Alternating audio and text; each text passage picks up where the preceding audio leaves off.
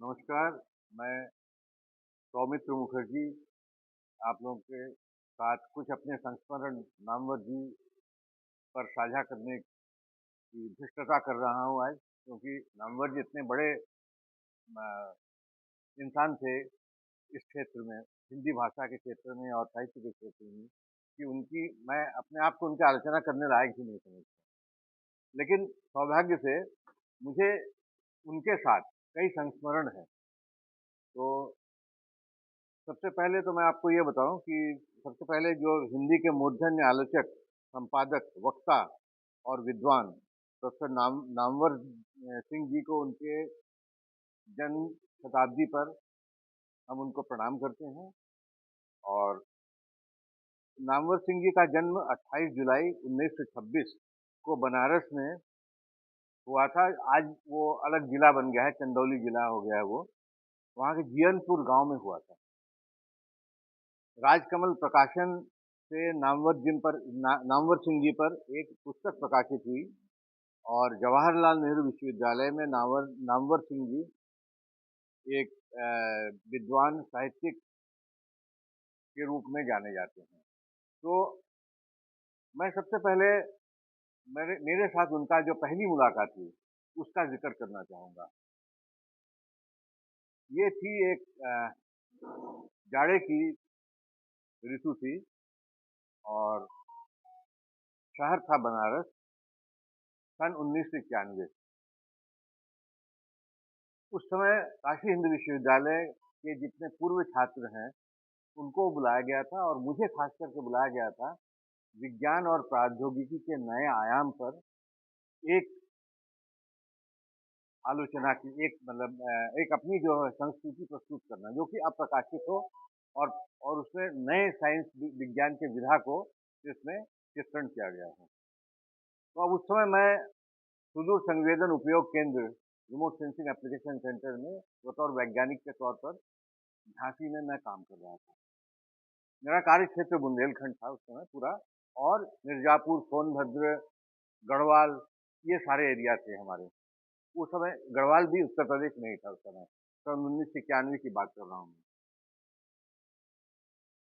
तो उस समय जब ये मेरे पास जो है ये काशी हिंदू विश्वविद्यालय से जब मुझे आग्रह किया गया कि मैं हिंदी में विज्ञान के एक लेख वहाँ पर प्रस्तुत करूँ जिस पर मैंने खुद काम किया है, तो मैं चला गया। क्योंकि काशी हिंदू विश्वविद्यालय वैसे ही खींचती रहती है, आज भी खींचती है, और बनारस अपना घर, वो तो हमेशा जाने में अच्छा लगता है। तो मैं वहाँ गया, तो वहाँ पर काफ़ी लोग इकट्ठे हुए थे। ज़्यादातर लोग काशी हिंदू विश्वविद्यालय के ही पूर्व छात्र थे और उसमें दो नाम मैं लेना चाहूँगा। एक प्रोफेसर यू आर राव, वो भी काशी हिंदू विश्वविद्यालय के पूर्व छात्र रहे हैं, और दूसरे, इनसे तो मेरा परिचय था क्योंकि जब जो पहला जो भूजल वैज्ञानिक मैपिंग हुई थी पूरे देश का, वो उनके देख रेख में हमने बनाया था। बुंदेलखंड के कुछ डिस्ट्रिक्ट का मैपिंग हमने किया था, तो वो मुझे जानते थे। वो एक तरफ जो है विज्ञान के साधक और उसके संचालक में से थे और चीफ गेस्ट भी थे, और दूसरे तरफ थे हिंदी के साहित्य के विद्वान प्रोफेसर नामवर सिंह जी। तब तक मेरा उनसे कोई परिचय नहीं था, मैं उनका नाम भी नहीं सुना था 1991 में। तो उस समय जब मैं अपना प्रस्तुति दे रहा था सुदूर संवेदन के ऊपर और भूमि जल के ऊपर, तो हमने देखा कि एक आदमी बड़ा उत्सुकता से उसको सुन रहे हैं। तो वो हिंदी के विद्वान थे और दूसरे थे यू आर राव साहब। तो जब मेरा व्याख्यान समाप्त हुआ, उसके बारे में ज़्यादा चर्चा इस समय अपेक्षित नहीं है, सिर्फ नामवर सिंह जी के बारे में ही चर्चा अपेक्षित है। तो उस समय उन्होंने कहा, बहुत बढ़िया बोल रहा।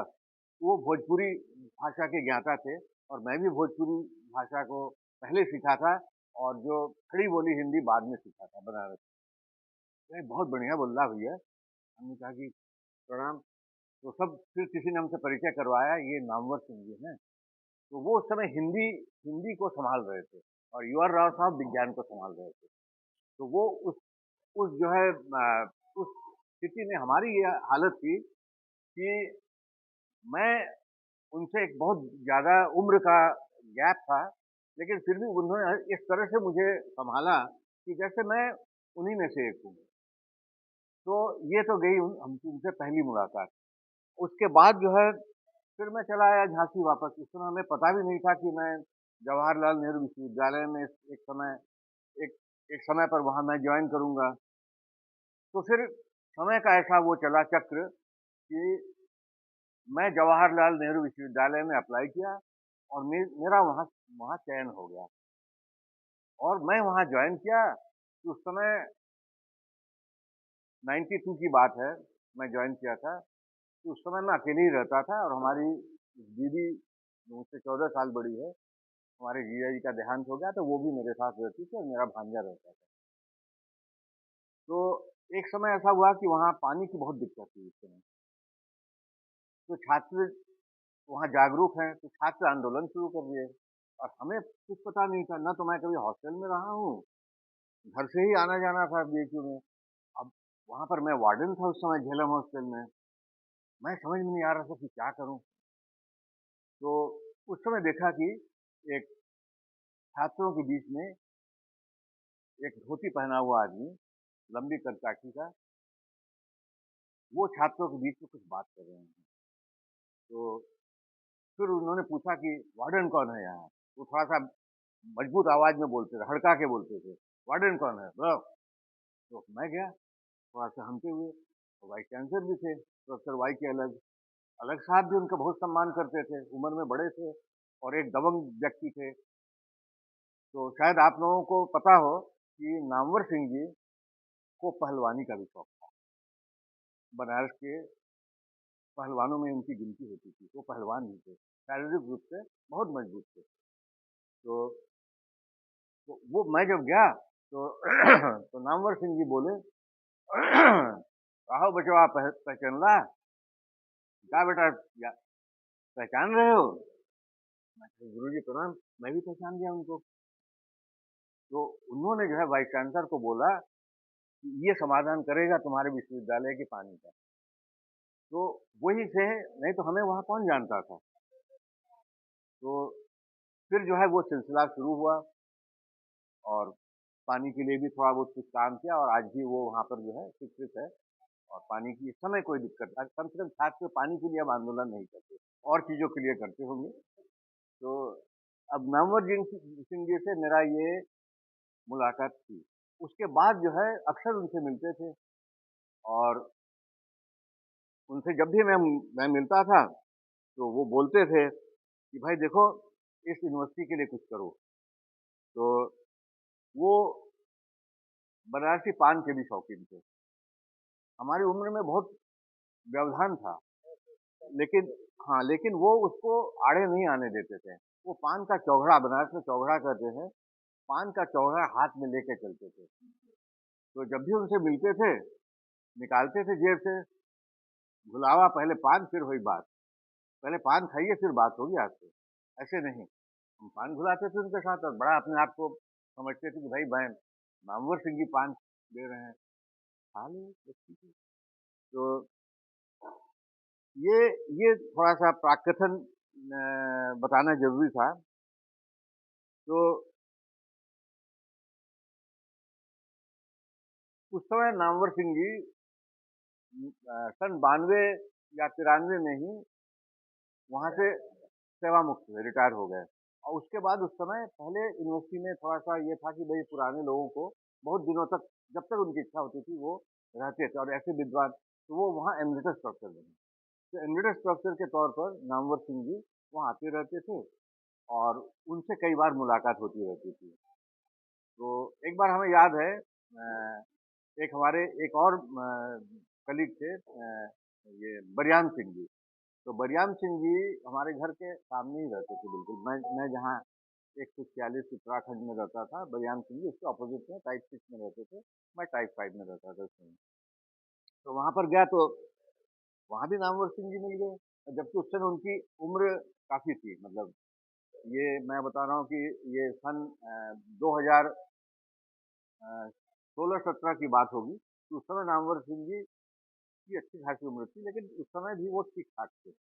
उसके तुरंत बाद जब उनके छोटे भाई केदारनाथ जी का निधन हुआ, तो उसके बाद से वो थोड़ा-सा कमज़ोर से पड़ गए और अपने भाई के वियोग में वो थोड़ा-सा कमज़ोर से हो गए थे। उसके बाद तो 2019 में वो भी परलोक चले गए, 100 साल पूरा नहीं किए।